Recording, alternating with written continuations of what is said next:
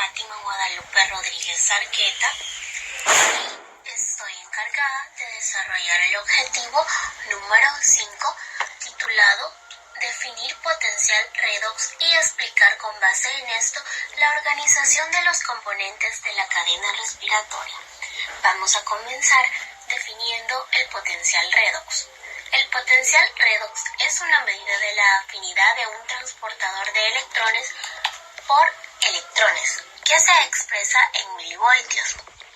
Los compuestos con un potencial redox más negativo tienen menor afinidad por los electrones y tienen una gran tendencia a donarlos, mientras que los compuestos con potencial redox más positivo tienen mayor afinidad por los electrones y su tendencia es de aceptarlos. Como ejemplo, los valores aproximados del potencial redox de los complejos 1 y 2 en la cadena respiratoria son respectivamente de menos 300 milivoltios y más 300 milivoltios. Vamos a hablar acerca de la actividad que ocurre en las crestas. Interviene la cadena transportadora. También vamos a hablar un poco acerca de la fosforilación oxidativa y la obtención de ATP. Muy bien, se le llama cadena transportadora de electrones porque es un conjunto de moléculas que están en cadena y tienen como objetivo la transportación de electrones. Ahora bien, esta cadena transportadora de electrones se ubica en la cresta mitocondrial. Aquí podemos ver si esta de aquí para acá es una mitocondria. Si esto de acá a acá sería una membrana externa. Bien, aquí sería la membrana, el espacio intermembrana, el de en medio sería la membrana intermedia o la cresta y abajo tendríamos la matriz. En la cresta tenemos complejos y están en cadena. Comenzamos con el complejo 1 al 5. Complejo 1 se llama NAP deshidrogenasa, integrada por la flavoproteína o el complejo de hierro y azufre. El complejo 2 es succinato deshidrogenasa. El complejo 3 es citocromo reductasa, compuesto por el citocromo E, citocromo reductasa y complejo de hierro y azufre. Muy bien, estos se transportan por medio de un carrito del complejo 3 al complejo 4 por citocromo a citocromo 3, cobre. El complejo 4 está formado por la partícula F o una enzima llamada ATP sintasa. Ahora bien, en el espacio intermembrana hay hidrógenos, pero también en la matriz hay hidrógenos. Donde tiene mayor concentración es la fase intermembrana. Tenemos que agregar más hidrógenos para aumentar el gradiente electroquímico y que los hidrógenos regresen brillantemente para que puedan generar el ATP. Para bombear hidrógenos debemos engañar a los hidrógenos de la matriz para que puedan pasar a los de la fase intermembrana. El NAP reducido le cede a la flavoproteína, le cede 2 electrones. Esta se los cede al complejo de hierro azufre. Sucesivamente se lo pasa a la coenzima Q y triquinona. Estos complejos se encuentran en la matriz. Y estos cuando ceden atraen hidrógenos y estos hidrógenos siguen a los electrones, pero los electrones siguen la cadena y los hidrógenos siguen al espacio intermembrana. Los electrones son transportados por la coenzima Q al complejo 3. Luego pasan del complejo complejo uniéndose al citocromo B, seguidamente al citocromo 1 y luego al complejo hierro-azufre, pero siempre atraen a otros 4 electrones. Los hidrógenos suben hasta llegar hasta el espacio intermembrana. Luego los electrones son transportados por un carrito llamado citocromo C y 4. Pasan al citocromo A1, luego al citocromo A3, pero los electrones llaman a 2 hidrógenos más. Luego los electrones del citocromo 3 pasan al complejo cobre y luego llegan a la matriz. Estos son aceptados por el oxígeno, que acepta protones para formar lo que es el agua. En la respiración aeróbica, el oxígeno interviene como aceptor final para lo que es formar el agua. Ahora bien, los hidrógenos se han transportado para el espacio intermembrana para aumentar la gradiente electroquímica. La cadena transportadora de electrones tiene objetivo como aumentar el gradiente electroquímico de hidrógenos. También es importante que se bombeen protones. Los protones se bombean de la matriz hacia el espacio intermembrana. Ahora bien, aquí podemos observar más hidrógenos. Entonces, los hidrógenos van a regresar al complejo 5 y lo hacen violentamente, mueven las astas de la enzima para provocar lo que es la fosforilación del ADP, y esto nos va a generar el ATP. Muy bien, si nosotros tenemos un NAD reducido, los protones que se van a bombear, vamos a hacer el conteo. Se bombearán 10 protones hidrógeno. Por cada 4 de protones regresan, se forma un ATP. Muy bien, si nosotros tenemos un NAD reducido, vamos a formar 2,5 ATP.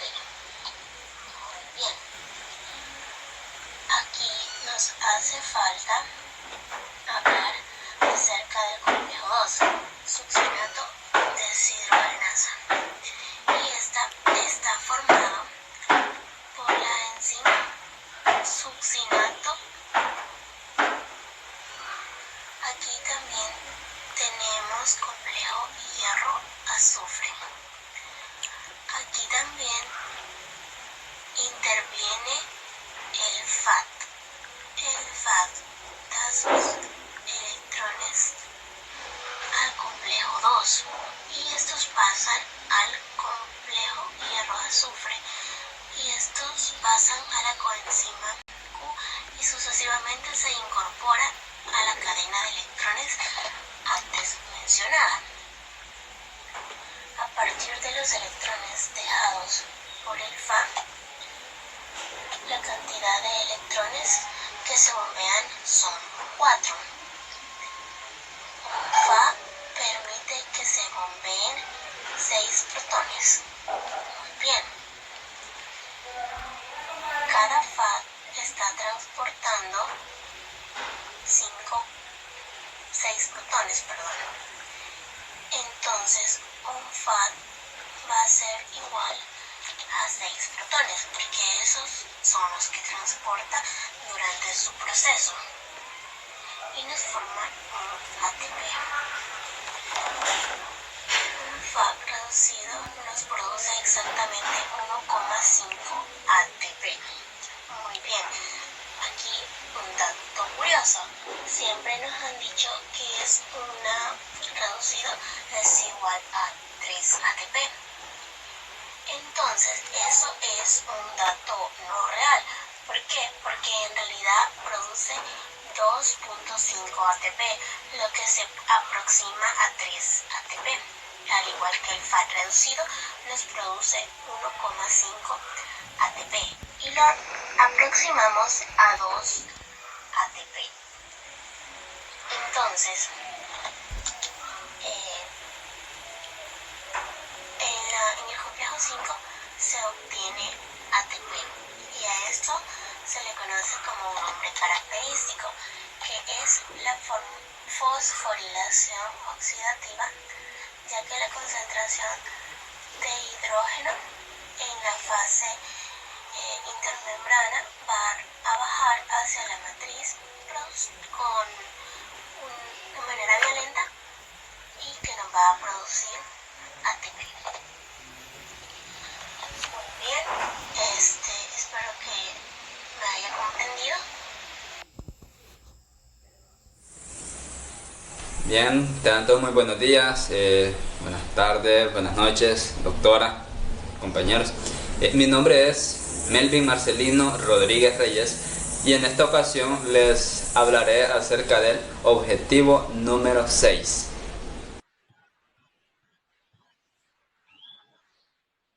Bien, objetivo número 6. Habla de describir los sustratos de la cadena respiratoria y así como también las vías metabólicas que lo producen.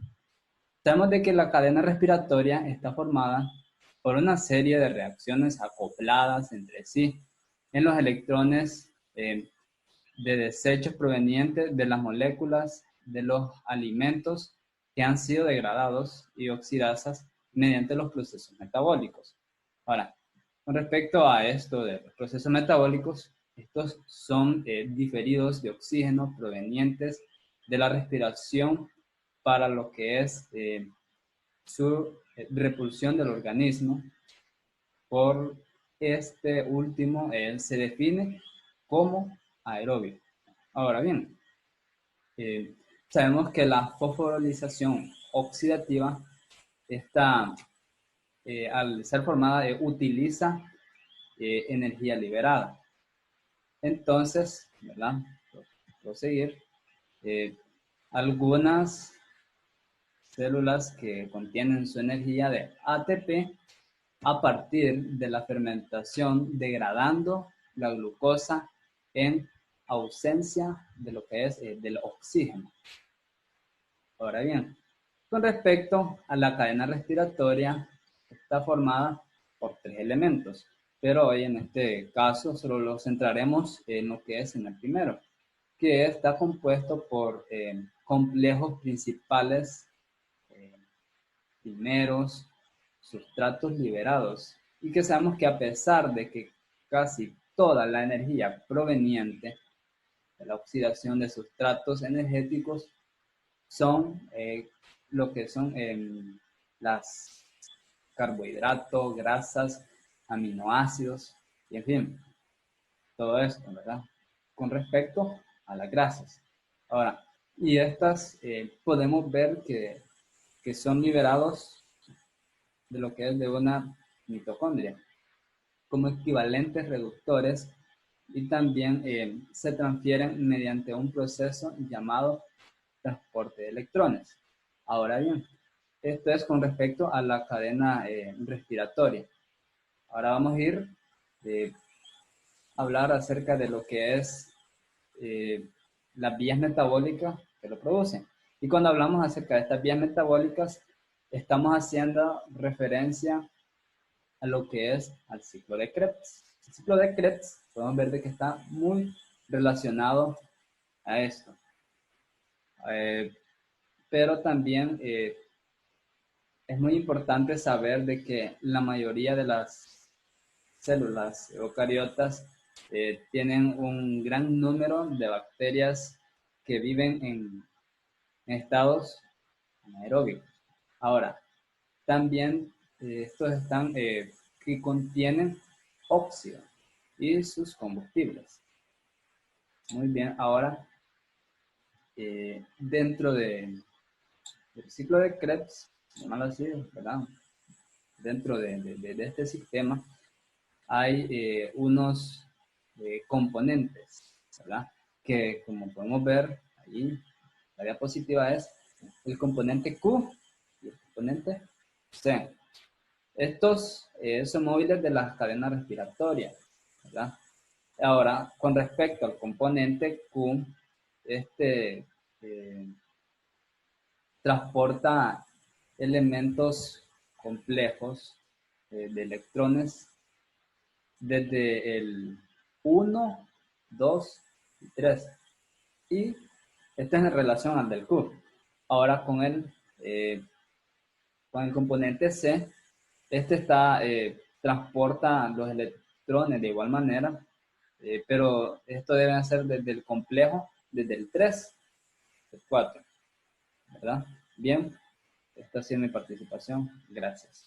Recibo un cordial saludo, doctora Rosy Cáceres. Mi nombre es Erika Marisela Robles Salamanca y en esta ocasión vamos a desarrollar lo que es la guía de discusión sobre el caso clínico que corresponde a la discusión número 3 de citocromo oxidasa. Como primera pregunta tenemos que cuáles son las características del monóxido de carbono. Sabemos que el monóxido de carbono es un gas inodoro, también es incoloro, es insípido, tóxico y muy inflamable. Aunque no es irritante, por lo que su exposición puede pasar, por decirlo así, por desapercibida. Es menos pesado que el aire porque se acumula en las zonas altas de lo que es la atmósfera. Como algunas propiedades físicas del monóxido de carbono, sabemos que su fórmula química es CO y tiene una masa molecular de 28.0 gramos mol. Ahora vamos a ver la pregunta número 2, ¿por qué ocurre lo que es la intoxicación?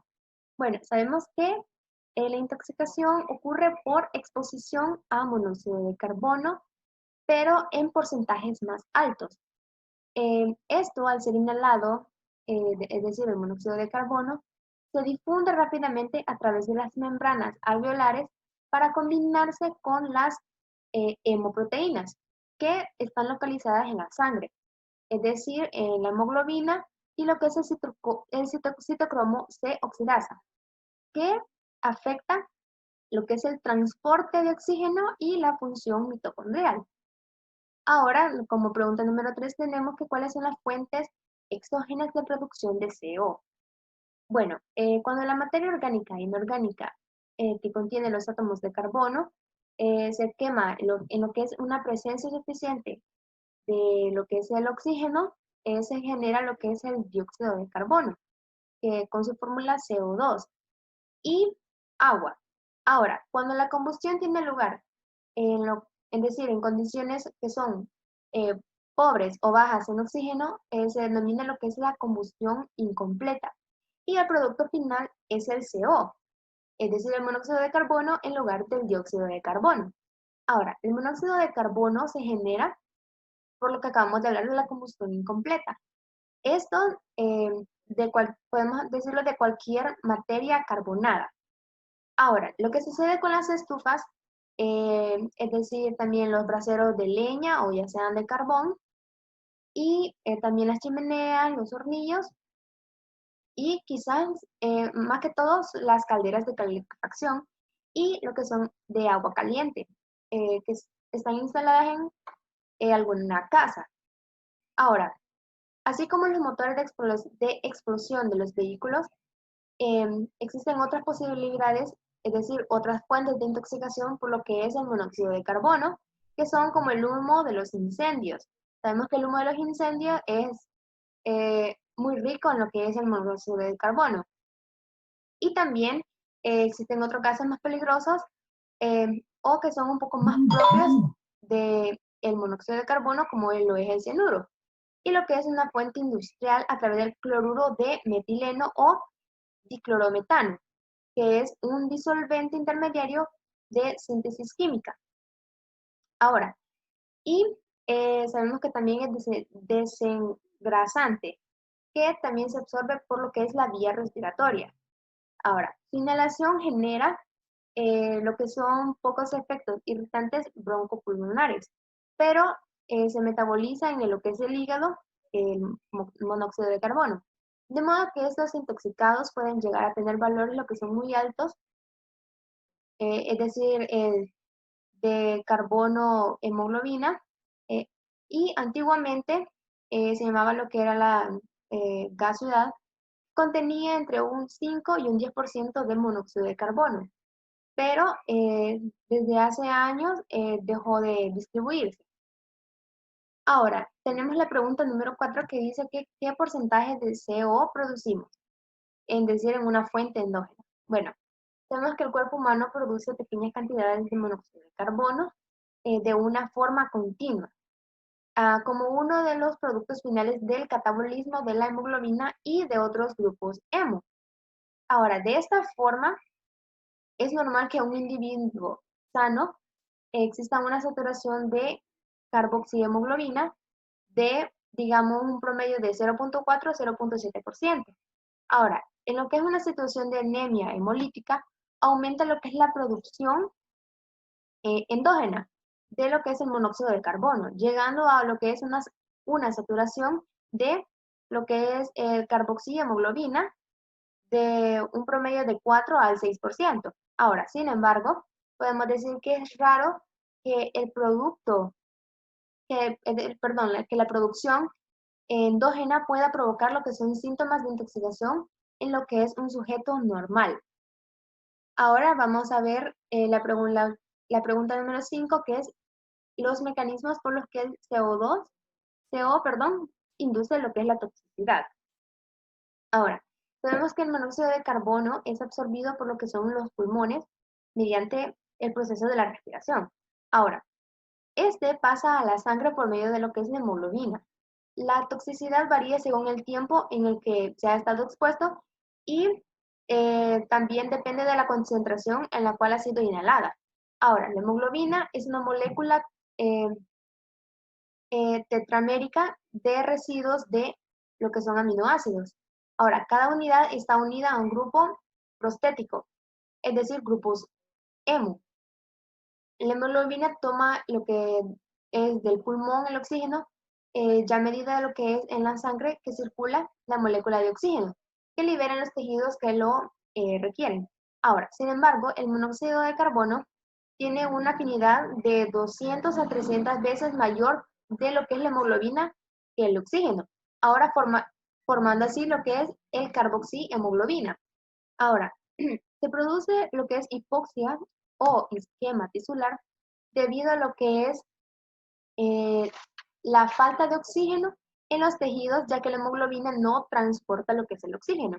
Ahora, la mioglobina tiene mayor afinidad por el CO que la hemoglobina, por lo que el músculo cardíaco se ve afectado provocando lo que es la hipotensión. Ahora, la unión del monóxido de carbono al complejo 4 impide la respiración celular y la síntesis de lo que es el ATP, favoreciendo lo que es el metabolismo anaeróbico, es decir, acidosis láctica y apoptosis. Inhibe la cadena de transporte de electrones y la fosforilación oxidativa, bloqueando lo que es el paso de electrones de citocromo A3 al oxígeno en lo que es el complejo 4. Todo esto provoca que no haya lo que es una generación de protones y por tanto no se produzca ATP acumulándose lo que es esto en el cuerpo. El CO2 se une de lo que es una forma recibida del hemo A3 de forma competitiva con el oxígeno, lo que impide la transferencia de electrones al oxígeno perjudicando la fosforilación oxidativa. Ahora, la bomba de sodio y potasio se ve afectada por la falta de lo que es el oxígeno, impidiéndole generar energía para formar lo que son los ATP. Además, causa lo que es la degradación de ácidos grasos, provocando la demielinización. Buenas tardes, doctora Cáceres. Mi nombre es Ana Guadalupe Rivera y en esta oportunidad me toca hablar sobre el objetivo número 7, que reza de la siguiente manera. Explicar la cadena respiratoria haciendo énfasis en los grupos protésicos, composición y ubicación de los complejos enzimáticos y diferenciarlos de los elementos móviles de la cadena respiratoria. Empezaremos hablando sobre lo que es la cadena respiratoria. La cadena respiratoria es el transporte en secuencia ordenada de los equivalentes reductores, que puede ser hidrógeno, desde los sustratos donadores, que se puede decir que reducen al NAD o al FAD, hasta el oxígeno, para la formación final de agua. La fosforilación oxidativa es el sistema de conversión o captura de la energía liberada en la cadena respiratoria para unir ADP más PI y formar ATP. Hablemos sobre los componentes de la cadena respiratoria. Ubiquinona o coenzima Q, que se encuentra en la mitocondria en forma oxidada y en anaerobiosis en forma reducida. Proteína ferrosulfurada o ferrosulfato-proteína o FES. Se vincula a las metaflavoproteínas y al citocromo P, el citocromo AA3. Es el responsable de la combinación final de los equivalentes reductores con el oxígeno molecular. Su alta afinidad por este permite que todo el proceso sea unidireccional. Esta reacción quiere decir que es irreversible.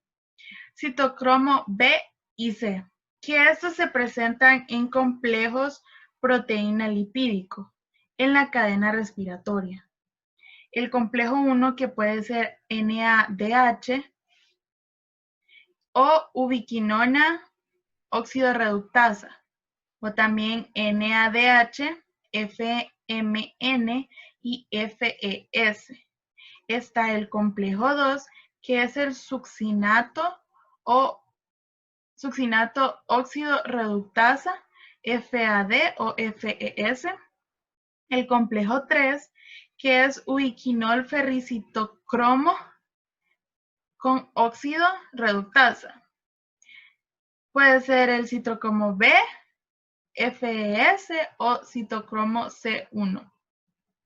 Y el complejo 4, que es el ferrocitocromo con oxígeno reductasa, o citocromo A, citocromo A3 o CU.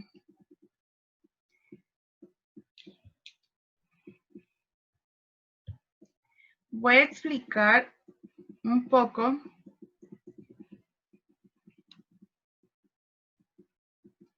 la imagen que podemos ver por acá. Bueno, cuando los sustratos se oxidan vía deshidrogenada unida al NAD y la cadena respiratoria, aproximadamente 3 moles de fosfato inorgánico se incorporan a 3 moles de ADP para formar 3 moles de ATP, aprovechando ya sea el bombeo de protones de los complejos 1, 3 y 4, que podemos observar acá. Estas son fosforilaciones a nivel de la cadena respiratoria. Si es una deshidrogenasa unida al FAD, se producen 2 moles de ATP,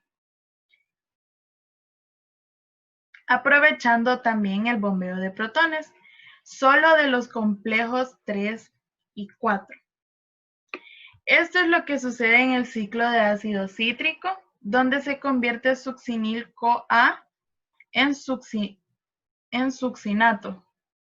Las deshidrogenaciones en la vía del catalismo de la glucosa, que acontecen en la glucólisis y en el ciclo de Krebs, más las fosforilaciones a nivel del sustrato, representan el 68% de la energía libre resultante de la combustión de la glucosa, capturada en forma de fosfato de alta energía. Es evidente que la cadena respiratoria es responsable de una gran proporción del ATP total que se forma. El resto se libera como calor. Existen también diversas sustancias que pueden inhibir la cadena respiratoria, que podemos observar acá, que son varias, pero ya vamos a explicar un poco de ellas. Bueno, vamos a hablar sobre los barbitúricos, la pericinaA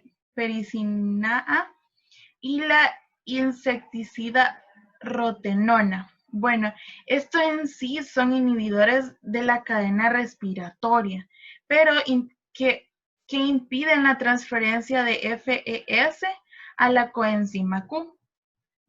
De ahí también tenemos que el dimercaprol y antimicina A inhiben a la cadena respiratoria entre el citocromo P y el citocromo C. El H2S con el monóxido de carbono y el cianuro inhiben al citocromo oxidasa. Y la carboximina y el TFFA inhiben la transferencia de equivalentes reducidos de la succinato deshidrogenasa a la coenzima Q. Estos no los quise poner porque no inhiben tanto como lo que es los barbitúricos, la pericinina y la insecticida rotenona. Bueno, ahora vamos con el malonato. El malonato es inhibidor competitivo de la deshidrogenasa succinítica. La oligomicina impide la oxidación y la fosforilación en las mitocondrias.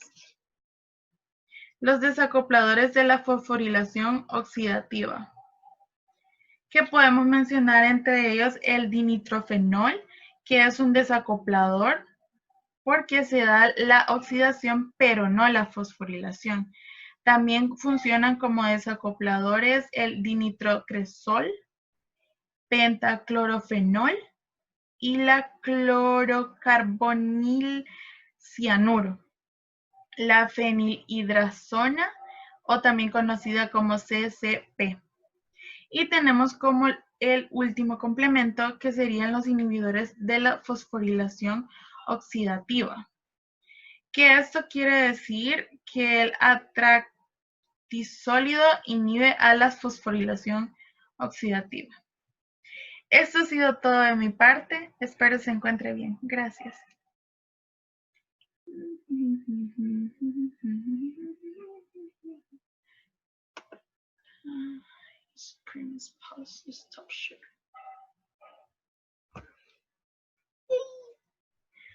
Entonces vamos a finalizar esto. Hola doctora Cáceres, mi nombre es Kathleen Michelle Rodríguez Benavides y me corresponde hablarles acerca del cuestionario de la discusión. Comenzaremos. ¿A qué nivel de la cadena respiratoria inhibe el monóxido de carbono? Bueno, este es al nivel del complejo del citocromo, en el complejo 4. Esto quiere decir que es el único transportador de electrones en el cual el hierro hemo tiene un sitio de coordinación disponible que puede relacionarse o relacionar directamente con el oxígeno. A este nivel, el monóxido de carbono, aparte de desplazar el oxígeno a la hemoglobina, a nivel celular se une de forma reducida del hierro de los grupos en el citocromo oxidasa terminal, y lo que hace es bloquear la entrada al oxígeno a la misma. Esto se produce por la afinidad que tiene del monóxido de carbono a la hemoglobina que al oxígeno. Y se forma así la carboxihemoglobina.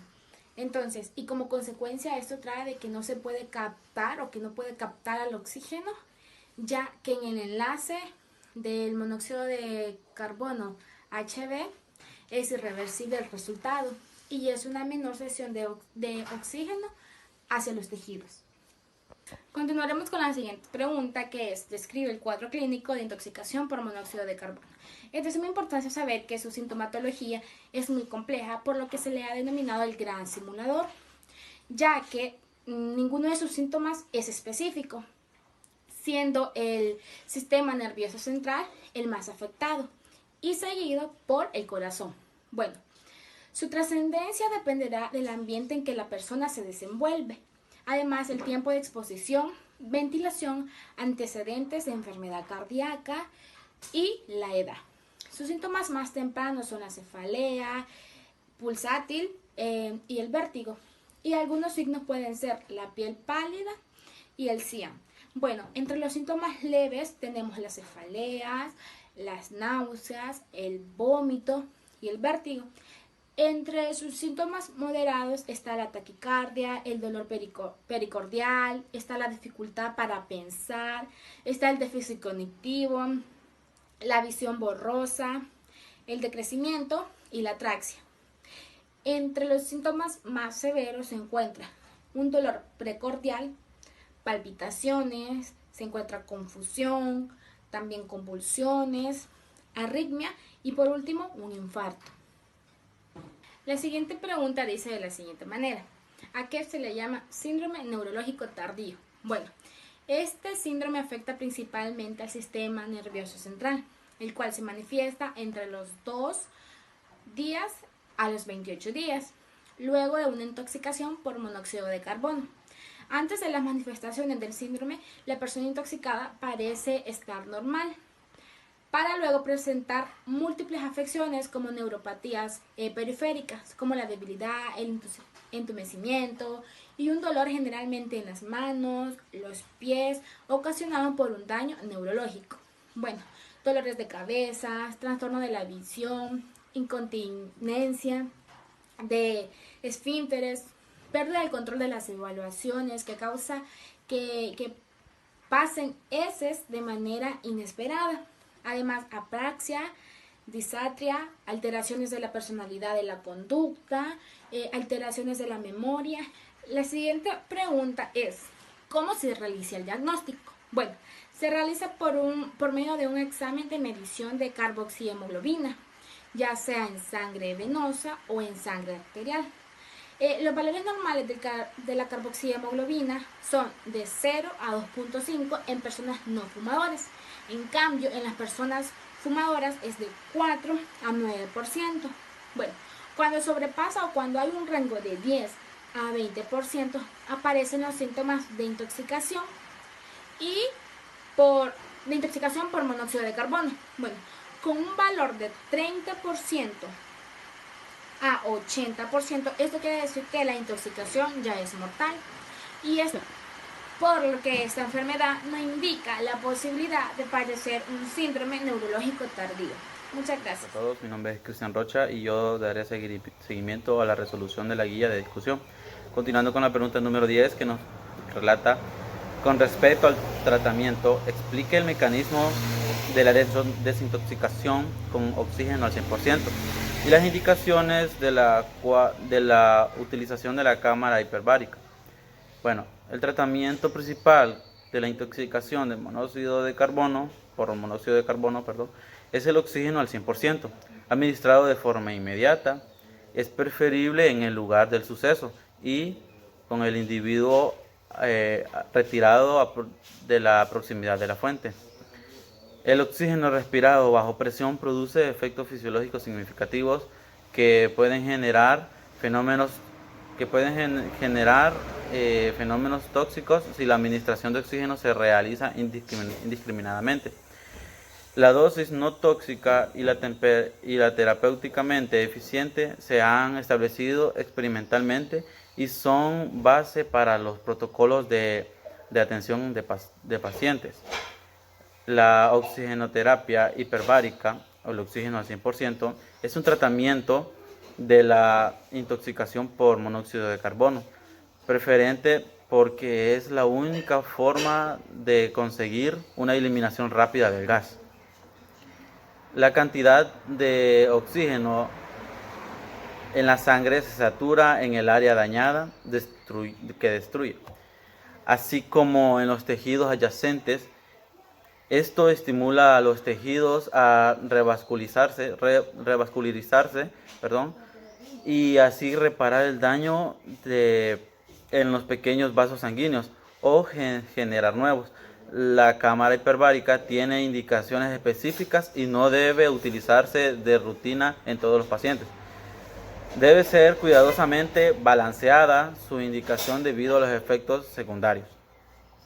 La pregunta número 11 nos dice: realice un esquema que contenga los componentes de la cadena respiratoria y el mecanismo de la fosforilación oxidativa.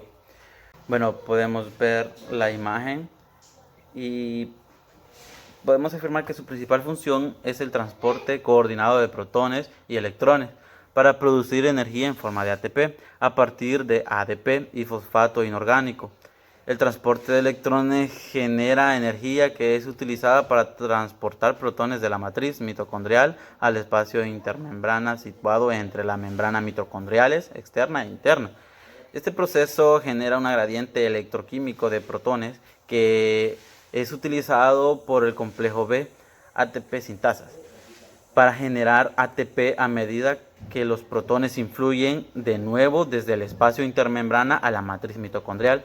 El ATP generado es exportado al citoplasma a través del transportador nucleótidos de adenina, ANT. Desde las próximas 85 proteínas que constituyen la cadena, únicamente 13 están coordinadas con el ADN, MT, estando el resto codificadas por el ADN, N. 7 de estas 13 proteínas, las denominadas ND, 1, 2, 3, 4L, 5 y 6, son componentes del complejo I o NADH, ubiquinona oxidorreductasa. Una de ellas, el citocroma B, es componente del complejo 3 o ubiquinol. El citocroma C oxidorreductasa 3 con 1, 2 y 3 forman parte del complejo 4 o citocroma C oxidasa y 2 de la ATP sintetasa del complejo B. El resto de las proteínas de estos complejos, así como todo el complejo 2, están codificadas por ADN. Se deben sintetizar en ribosomas del citoplasma y posteriormente importarse a la mitocondria, ensamblándose con las proteínas codificadas en el ADN-MT. La pregunta 12 que dicta de la siguiente manera: ¿qué sustancias inhiben la cadena respiratoria o la bomba de protones y a qué nivel? Bueno, los inhibidores de la cadena de transporte electrónico son sustancias que se unen a componentes de la cadena de transporte eléctrico, bloqueando su debilidad de cambiar de forma reversible entre la forma oxidada y la forma reducida. Uno de los inhibidores de la fosforilización oxidativa. Estos compuestos se enlazan al complejo B o al complejo 5, ATP sintetasa, impidiendo la síntesis de ATP mediante la inhibición del retorno de los protones a la matriz. Debido a que este proceso está acoplado a la cadena de transportes electrónicos, estos inhibidores también detienen el funcionamiento de la cadena de transporte. La oligomicina es un ejemplo de estos tipos de compuestos. Tenemos también los desacopladores de la cadena respiratoria. Estas son sustancias que disipan al gradiente electroquímico al facilitar la entrada de protones a la matriz a través de atajos proporcionados por sus sustancias, y por esa razón ocurre el transporte de electrones, pero no la fosforilación oxidativa. Ejemplos 2 y 4, dinitrofenol, termogenina. Los inhibidores del intercambio ATP. Dice que estos inhiben la traslocasa, que permiten la entrada de ADP a la matriz y la salida desde la mitocondria ATP recientemente sintetizados. El atralisolócido es un inhibidor de esta traslocasa. La pregunta 13 que dice cómo actúa el desacople 2 y 4 dinitrofenol. Dice que este desacopla la cadena de transporte de electrones de la fosforilación oxidativa. Hace permeable a los protones de la membrana interna mitocondrial, deshaciendo la relación obligada entre la cadena respiratoria y la fosforilación oxidativa. Por tanto, su efecto es la inhibición de la producción de ATP al no generarse el gradiente de pH, pero sí permite la cadena de transporte de electrones continúe funcionando. La pregunta número 14 que dice, describa la diferencia entre los inhibidores de la cadena respiratoria y los desacopladores. Bueno, los inhibidores, como ya decíamos, son sustancias que se unen a algunos componentes de la cadena de transporte de electrones, bloqueando su habilidad de cambiar de forma reversible en la forma oxidada y la forma reducida. Los desacopladores son sustancias que disipan al gradiente electroquímico al facilitar la entrada de protones a la matriz a través de atajos, como ya mencionábamos, proporcionados por esas sustancias, y por esa razón ocurre el transporte de electrones, pero no la fosforilación oxidativa. Bueno, esta ha sido la participación de nosotros y muchas gracias.